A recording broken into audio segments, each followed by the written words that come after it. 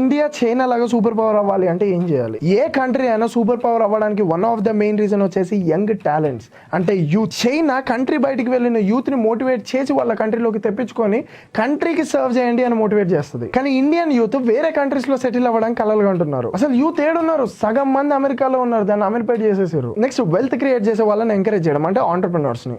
చైనాలో business start చేస్తే incentives ఇస్తుంది. ఇండియాలో లైసెన్స్ పేరుతో ఇన్స్పెక్టర్ వస్తాడు, అన్ని కరెక్ట్ గా ఉంటే ట్యాక్స్ పేరుతో సగం తినేస్తారు. అరే ఇప్పటికీ పొలిటీషియన్స్ తెలంగాణ, ఆంధ్ర, కర్ణాటక ఈ పొలిటీషియన్స్ గెలిచింది 3 సిలిండర్లు ఆర్టీసీ బస్సులు ఫ్రీ ఇస్తా అనే స్కీమ్ తోటి. ఇంకా పొలిటీషియన్స్ ని ఇన్ఫ్రాస్ట్రక్చర్ గురించి, ఎడ్యుకేషన్ గురించి, డెవలప్మెంట్ గురించి ఏం క్వశ్చన్ చేస్తాం? క్వశ్చన్ చేసినా ఎవడు పట్టించుకుంటున్నాడు? పోనీ ఇచ్చిన 3 గ్యాస్ సిలిండర్ ప్రామిస్లు కూడా పొలిటీషియన్స్ అకౌంటబుల్ గా ఉండాలి. నెక్స్ట్ వచ్చేసి మీడియా.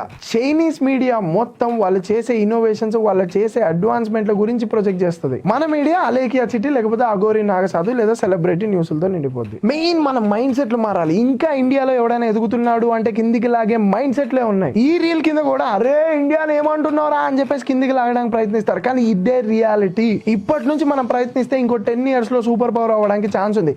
ఆ విజన్ పెట్టుకొని మనం ముందుకు వెళ్ళాలి.